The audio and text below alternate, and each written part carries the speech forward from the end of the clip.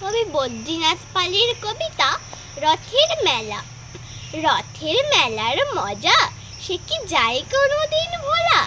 বাঁশের বাঁশি, গরম পাপড় এবং নাগরদোলা, জলে কাদায় মাখামাখি, তবু রথের রশি টান দিয়ে কেউ যাচ্ছে পড়ে, সে কি হাসাহাসি।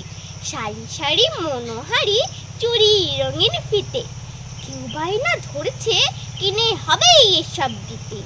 মাটির পুতুল কাঠের গাড়ি নেবেই নেবে খোকা, বাবার ধমক শুনবে কেন, সে কি এতই বোকা। জিলিপি গরম উঠছে ধোঁয়া, যাই না হাতে ধরা, কেউ খাচ্ছে বেশ দাঁড়িয়ে, আছে ঠোঙায় ভরা।